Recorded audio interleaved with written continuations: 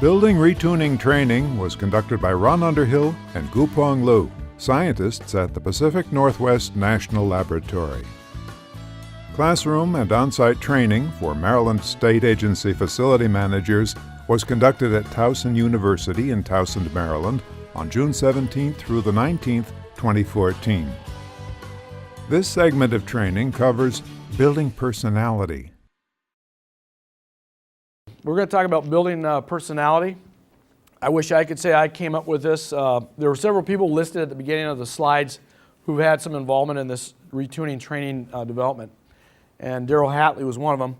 But Daryl came up with this. Those of us who are parents can relate to this. Buildings start as children. They have designers, parents, or in this case, engineers. They have best guess information. What's the building going to be used for? How is it going to be oriented? What's the weather conditions? What are the inside occupant loading? Is it going to have a lot of glass? Therefore, a lot of solar gain, a lot of heat loss in the wintertime. And then it gets built. Typically with low bid, so things get cut out, value engineered out. I love that term, value engineering.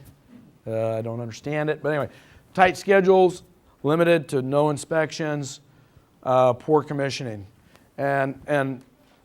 or no commissioning. And even with commissioning, there's still a lot of things that may get left on the table. And then they grow up to become teenagers. They may change, like teenagers, they might get pimples on their face. Buildings get pimples.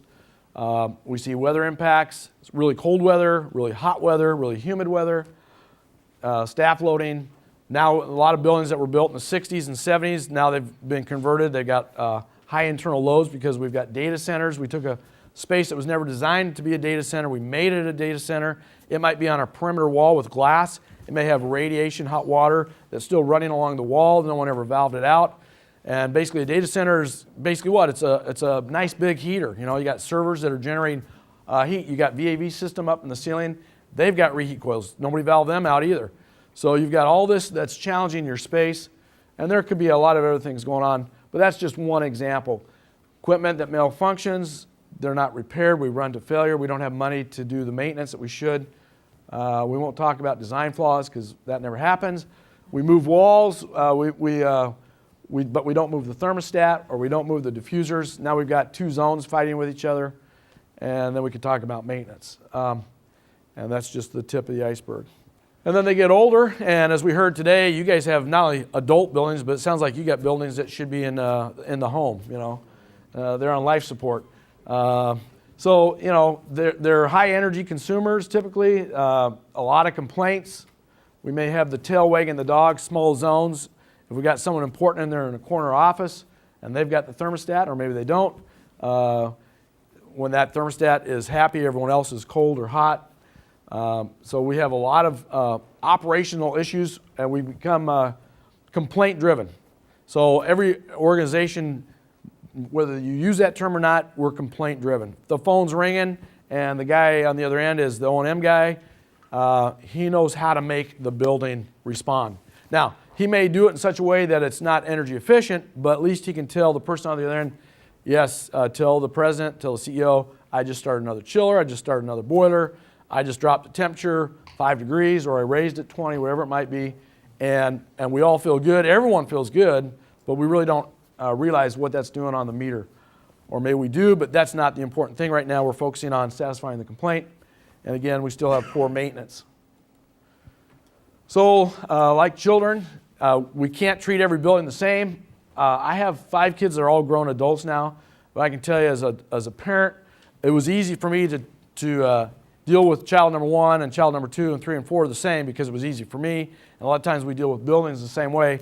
If it worked over in this building, it should work in this building, this one, and it's just not really reality. So we need to understand our buildings, what their personality is, how they were designed, how they respond, how they act, and then, you know, that helps us to operate them more efficiently. And it may impact the set points, what we may configure for a set point for discharge temperature, hot water, et cetera, may or may not be what we need to do in another building. So it takes time and history to actually learn your facility. And that's why we say there's a need for operational history data, whether it's your maintenance and repair. Your BAS system is another great opportunity. and what's the complaints. When we do the retuning training, we actually spend a day in the field or more, and we're actively working with several government agencies, GSA, where we not only do the training, but now we're going in and implementing. We identify, collect the data, and we're going with them. And we have been very successful. I'm not tooting our horn to toot it, other than to say we're typically finding in older buildings, in brand new buildings that are LEED Gold, 10 to 20% on the table that is immediately found with or without a lot of history, especially if they're newer buildings. So for those of you who have new buildings that are LEED Gold, I'm going to say it, just a blanket statement, there's opportunities there in your buildings. For those of you with older buildings, definitely opportunities. A lot of challenges, but definitely opportunities. So that's what we're hopefully going to focus on.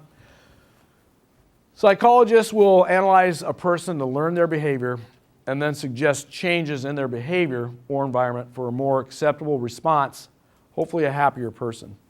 And personality tuning is the process of learning your facility and gently modifying parameters, sequence of operations, etc., to achieve more desirable results. A happier building, less complaints, lower energy consumption, hopefully extend the life of your equipment. We want a trifecta. Everyone is after reducing complaints, extending equipment life, and saving energy. That's the trifecta. We're not after the brute force. Yeah, we're going to save energy. We're going to turn all the temperatures down to 68 in the winter, up to 78. We're not after that. And if that's, you can do that, but you're not going to sustain it. It's not going to persist.